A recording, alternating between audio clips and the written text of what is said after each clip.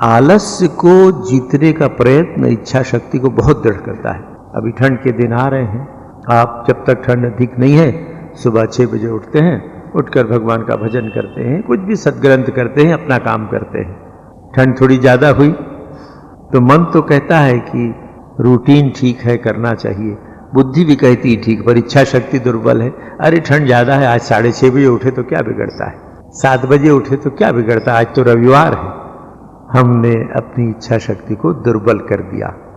और जब हम दृढ़ता से कहते हैं कि रविवार शनिवार से लेना देना नहीं है, मैंने फैसला किया है सुबह 6 बजे उठना है, 6 बजे उठूंगा। जो इच्छा, दृढ़ इच्छा शक्ति आपको सुबह 6 बजे उठाती है, वही दृढ़ इच्छा शक्ति आपको बहुत सी वासनाओं से बचाएगी। आपको लोभ से बचा सकती, क्रोध से बचा सकती, काम से बचा सकती है। जीवन की कितनी ऐसी दुर्घटनाएं जो मन वश में न होने के कारण हो जाती, उससे बचा सकती है। छोटी सी बात, सवेरे उठने का एक निश्चय, ऐसा ही प्रत्येक क्षेत्र में देखें, जगत व्यवहार में छोटी छोटी चीज़ों के द्वारा इच्छा शक्ति को बढ़ाया जा सकता है। और जब ये इच्छा शक्ति दृढ़ हो जाती है, ये दृढ़ इच्छा शक्ति मनुष्य के पास एक इतना बड़ा शस्त्र है कि उसके द्वारा वो अपने को और संसार को जीत सकता है। सबसे बड़ी शक्ति परमात्मा ने अगर हमें कुछ दी है तो वो इच्छा शक्ति है। स्वामी विवेकानंद जी ने कहा, ह्यूमन विल इज सुप्रीम। इच्छा शक्ति परम शक्ति है, ईश्वरीय शक्ति है। ईश्वर की शक्ति का प्रकाश हमारे हृदय में इच्छा शक्ति के द्वारा होता है, सदिच्छा से। वही जब असदिच्छा हो जाती है तो कितने रोज अखबारों में आप पढ़ते हैं ये दुष्चरित्र और दुष्कृत्यों के कांड, सारा देश कांडों से भरा हुआ है। क्यों? ये असद इच्छा शक्ति का परिणाम है। इसलिए साधक साधिका को, आप सब साधक साधिकाएं हैं, तो यहाँ इच्छा शक्ति के प्रयोग का प्रयत्न करें, इच्छा शक्ति को दृढ़ बनाएं। तब हमारे पास इच्छा शक्ति का एक ऐसा शस्त्र हो गया, ऐसी शक्ति हो गई जिसके द्वारा हम जितात्मनः हो सकते हैं। अपने शरीर को जीत सकते हैं, मन को जीत सकते हैं, बुद्धि को, संपूर्ण संसार को जीत सकते हैं। पर उसका प्रारंभ यहाँ से करना पड़ेगा।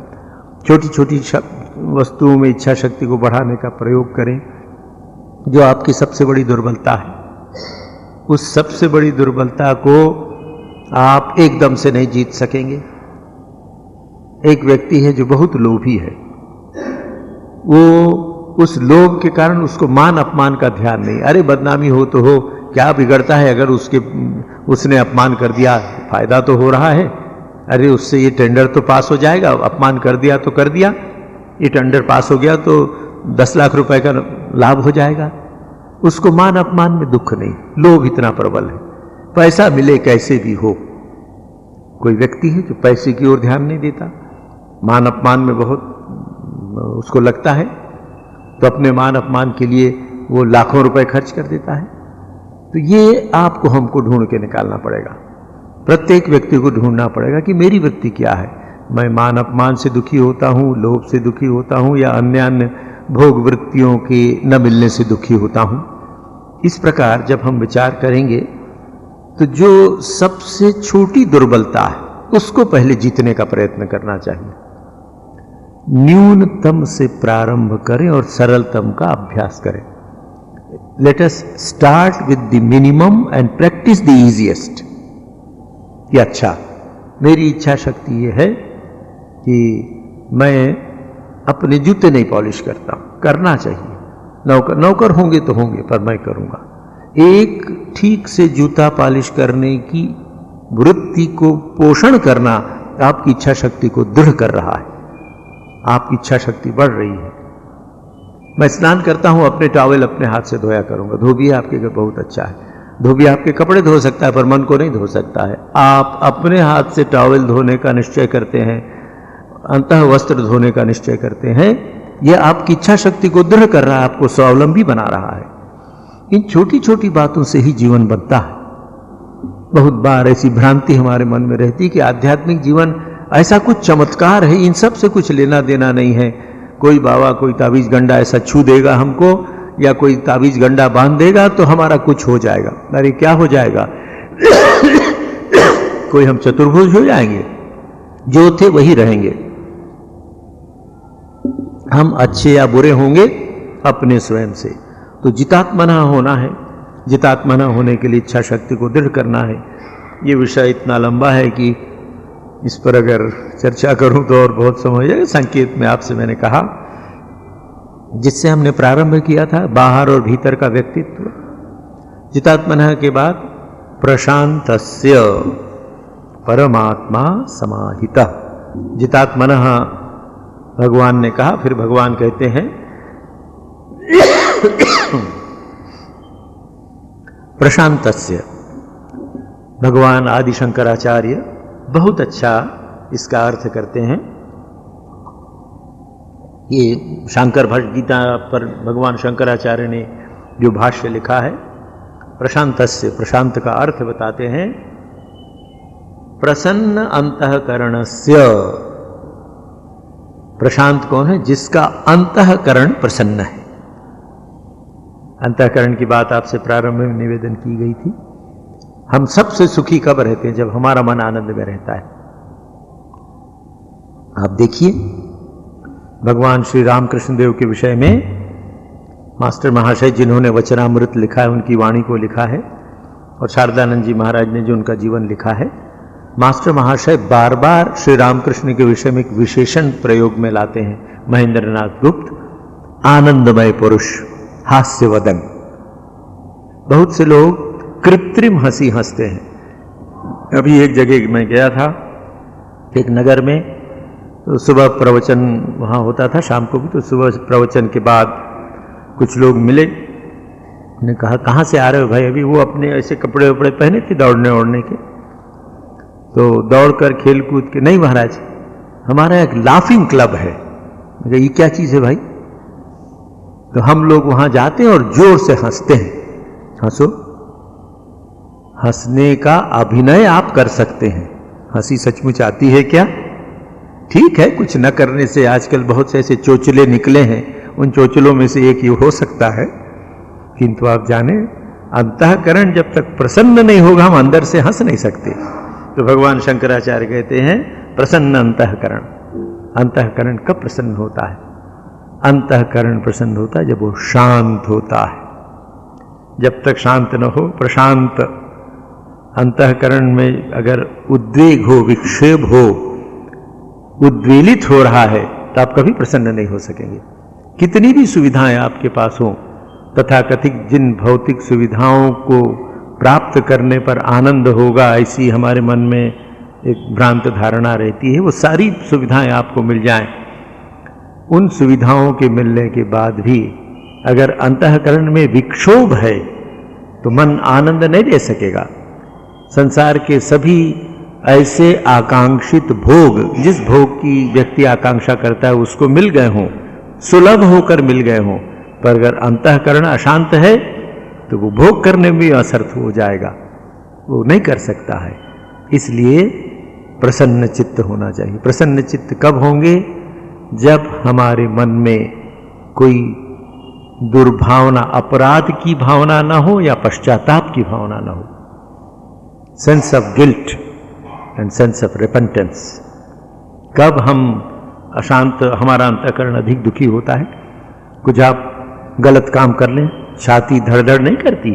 जरूर करती, सोच के करती, करने से तो कहना ही क्या है। तो जब हमारा चित्त हमारे विवेक के विरुद्ध कार्य करता है, वहीं से प्रारंभ करें विवेक से। अपने विवेक का मैंने अनादर किया या हमने अनादर किया, विवेक का अनादर करके उसके अनुसार हमने कार्य कर लिया, चित्त अशांत हो गया, अपराध की वृत्ति आ गई। अपराध की वृत्ति से मनुष्य क्या नहीं करता? आत्महत्या तक कर लेता है या हत्याएं कर लेता है।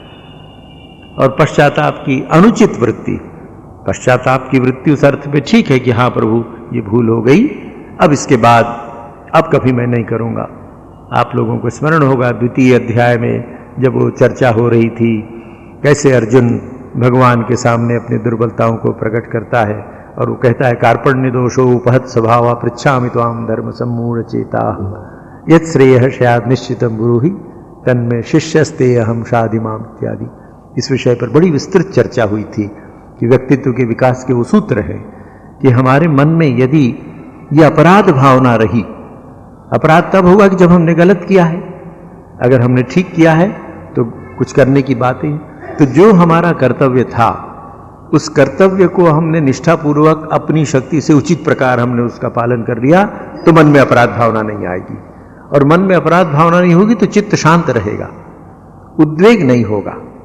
उद्विग्न न होने के कारण हम शांत रहते हैं।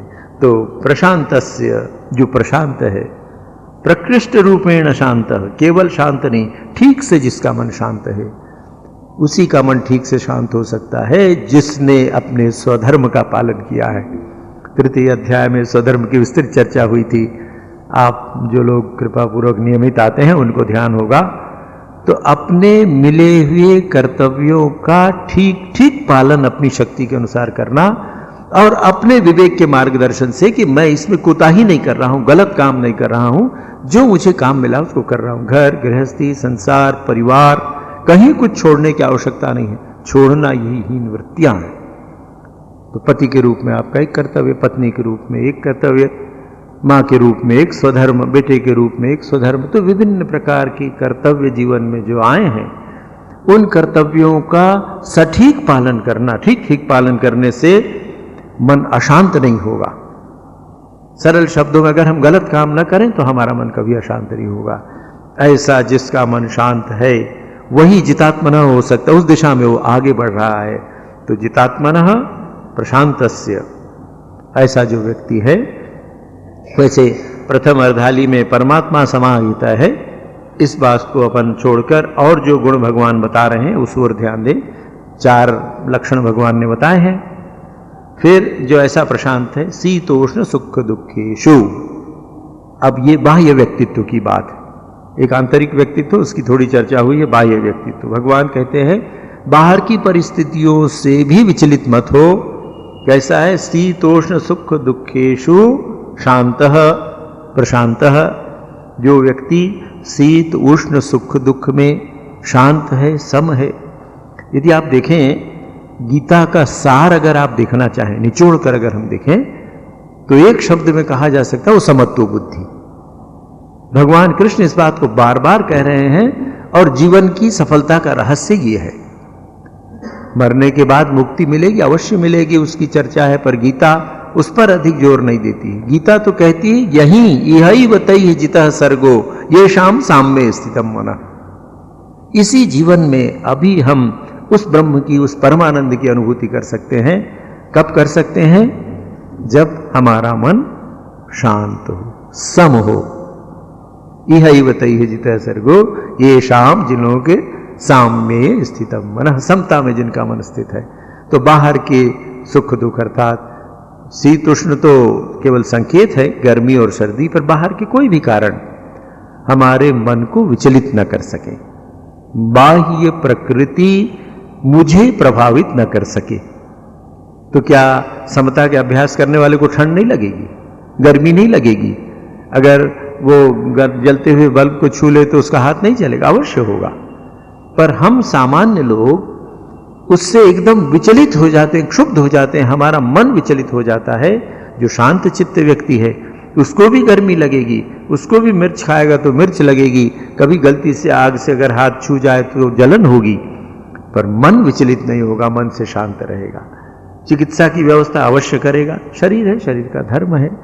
तो ऐसा व्यक्ति जो प्रशांत है, उसके जीवन में बाहरी कारणों से भीतर चंचलता नहीं आती, भीतर क्षुब्ध नहीं होता है।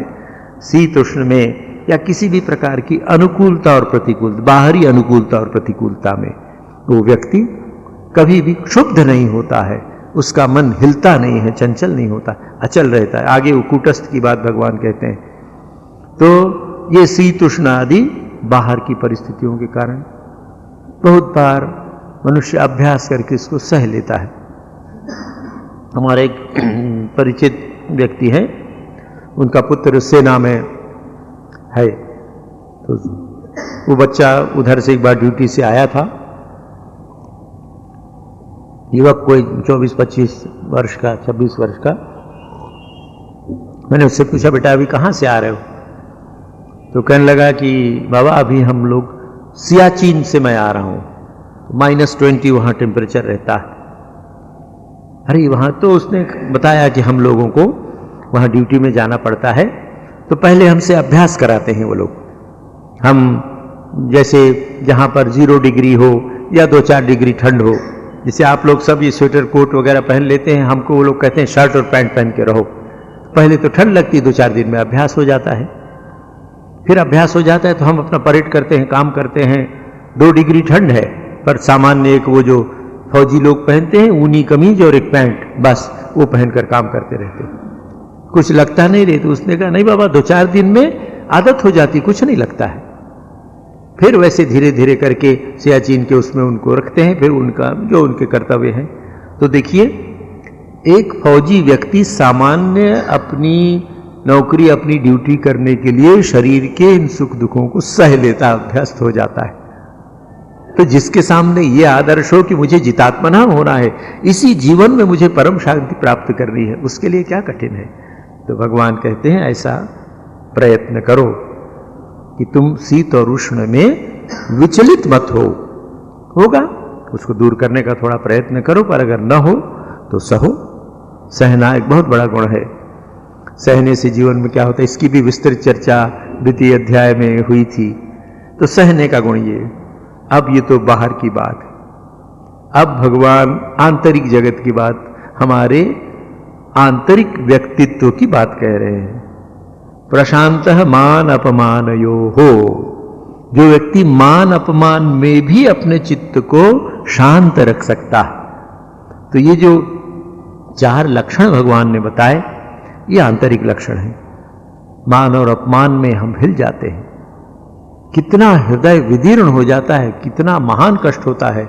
हजारों प्रकार की बाहरी असुविधाएं मनुष्य को उतना कष्ट नहीं दे सकती जितना कि अहंकार में जब मान अपमान की चोट लगती है।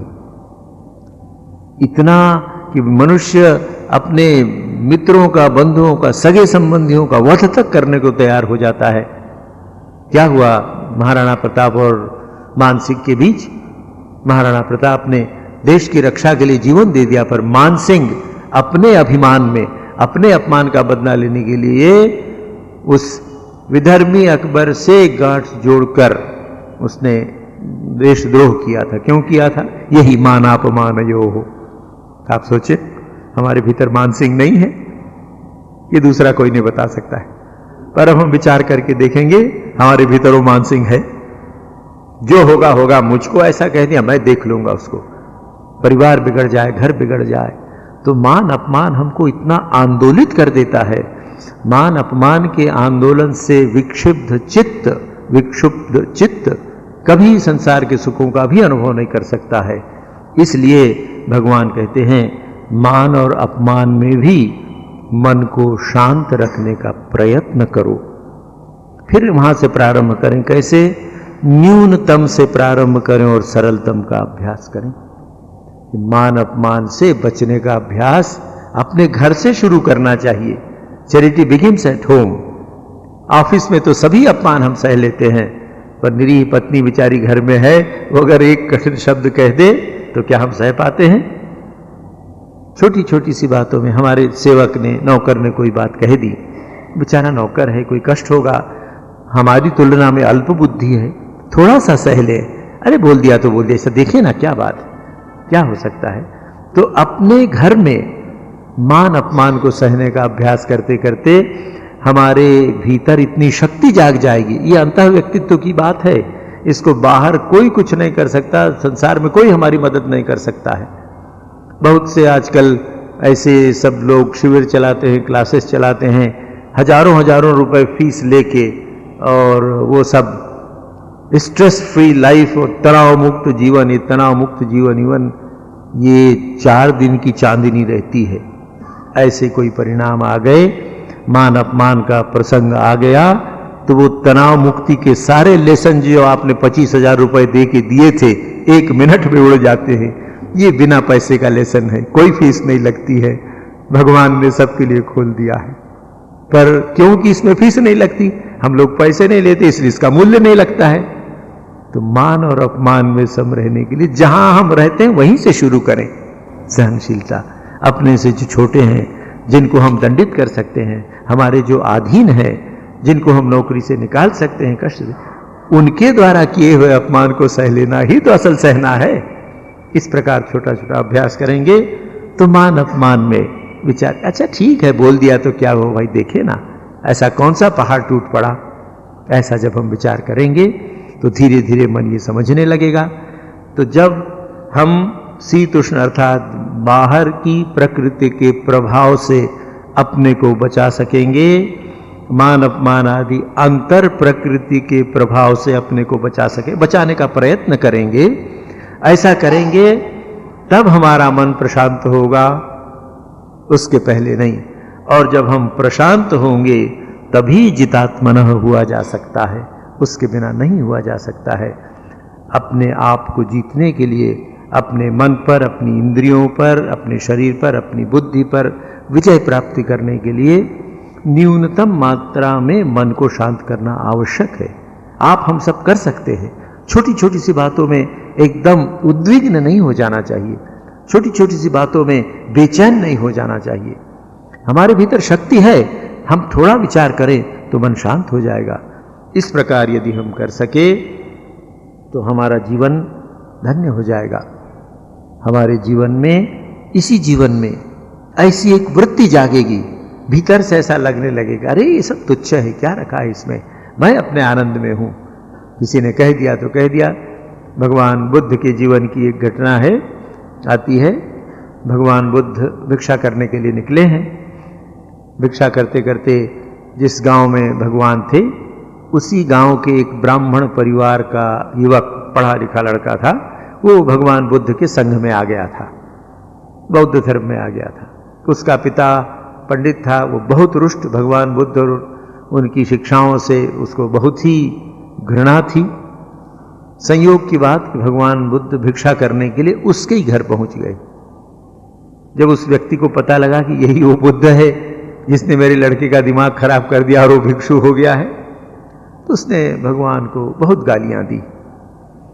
भगवान खड़े रहे शांत भाव से, और आप किसी को कितनी भी गालियां दें तो गालियों की तो एक सीमा है। डिक्शनरी में आप खोजें तो कितनी 20, 50, 100 गालियां मिलेंगी। फिर उसके बाद आप उसी की आवृत्ति 1000 बार कर सकते हैं, लाख बार कर सकते हैं, नई गाली नहीं ढूंढ सकते। तो उसने गालियां दी तो भगवान ने कहा कि अच्छा महाशय, अब आपकी बात समाप्त हो गई, आपकी गालियां समाप्त हो गई। और प्रोथित हुआ 2-4 और जो बची रही होंगी या उसी की फिर आवृत्ति की। इतना मूर्ख है तो इतना भी नहीं समझता है, ऐसा कुछ भगवान से कहा। तो जब गाली समाप्त हो गई तो चुप हो गया। तो भगवान बुद्ध ने कहा कि मैं आपसे एक प्रश्न कर सकता हूं। बोले मूर्ख बोल, क्या बोलना चाहता है। भगवान बुद्ध ने कहा मैं आपके यहां भिक्षा के लिए आया हूं, आप मुझे भिक्षा दे रहे हो, अगर मैं भिक्षा न लूं तो अन्न किसके पास रहेगा। इतना मूर्ख है, इतना भी नहीं समझता तू, तो मेरे ही पास रह जाएगा। तो मैं आपकी गालियां स्वीकार नहीं करता हूं, आपकी गाली की भिक्षा मैं नहीं। तो भगवान बुद्ध को आनंद इसलिए हुआ कि उन्होंने स्वीकार नहीं किया। तूने गाली दी होगी भाई, वो तेरा काम था, मैं क्यों उसको स्वीकार करूं। इस प्रकार की वृत्ति। एक और घटना पड़ी थी कल्याण के कंग में। समर्थ रामदास भिक्षा करने निकलते थे, शिवाजी महाराज उनके शिष्य हुए थे, उसके बाद भी वो अपनी सन्यासी चर्या में रहते थे। तो एक दिन भिक्षा करने के लिए निकले और रघुवीर समर्थ करके वो आवाज लगाते भिक्षा। तो एक कोई स्थान था जहां पास में एक बहुत बड़े संपन्न व्यक्ति का, श्रीमंत का घर था, और उस घर के पास ही एक कोई सामान्य किसान हुआ रहता था। तो समर्थ उनके घर गए, उन्होंने आवाज लगाई तो गृहिणी बड़ी श्रद्धा से आई, जो किसान की पत्नी थी। उसने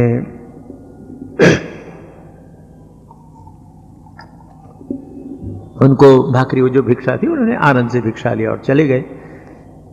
तो जो पास में श्रीमंत की पत्नी थी बड़े घर की, उसने कहीं समर्थ का नाम सुन रखा था, देखा उनका बड़ा नाम है, तो उनसे बहुत आग्रह करने लगी कि भाई मुझसे भी कुछ आप ले जाइए, हमारे घर से ले जाइए। और उसमें व्यंग में अरे ये तो क्या है, ये किसान मजदूर हमारे यहाँ में ऐसे आदि आदि।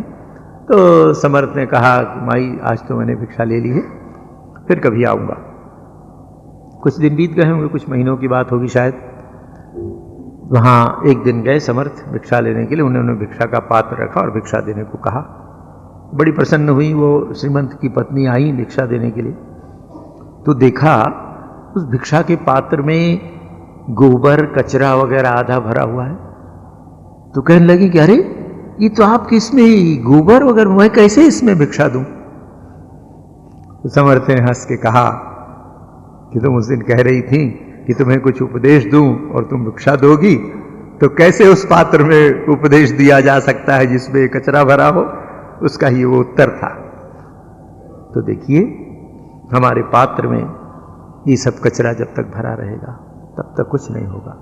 इसलिए ये सहने की बात ये हमें करना पड़ेगा। तो भगवान ने क्या बताया? जितात्मनः प्रशांतस्य परमात्मा समाहितः शीतोष्ण सुख दुखेषु तथा मानापमानयोः।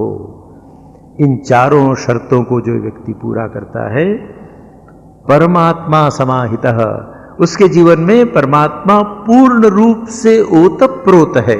ओतप्रोत तो आपके हमारे सबके जीवन में है, पर हमको उसको अनुभूति नहीं है। और जो व्यक्ति इन शर्तों को पूरा करता है, जितात्मना हो जाता है, प्रशांत हो जाता है, शीतोष्ण सुख दुख आदि में, मान अपमान आदि में सम रहता है, उसको अपने हृदय में बैठे हुए परमात्मा की अनुभूति हो जाती है। और परमात्मा की अनुभूति होते ही जीवन धन्य हो जाता है। तो 6वें अध्याय के इस 7वें श्लोक से साधना के सूत्र हमें मिलते हैं। आगामी रविवार पुनः मैं आपकी सेवा में रहूँगा, आगे चर्चा होगी। आप सब सादर आमंत्रित हैं।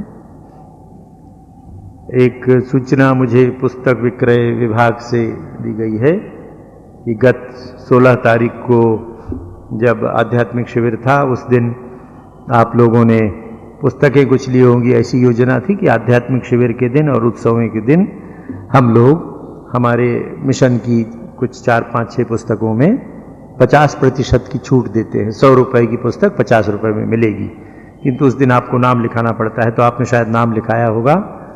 कुछ लोगों को पुस्तकें मिल गई हैं और कुछ लोगों को नहीं मिले। अभी ऑर्डर दिया गया है नागपुर से, जब पुस्तकें आ जाएंगी तो आप लोगों को जिनको नहीं मिली है वो किसी दिन आप ऑफिस के समय सुबह 9 से 11:30 के बीच और शाम को 4 से 7 के बीच आकर प्राप्त कर सकते हैं। आइए शांति पाठ कर लें। ओम शांति शांति शांति। हरि ओम तत्सत्। श्री राम कृष्णार्पणमस्तु।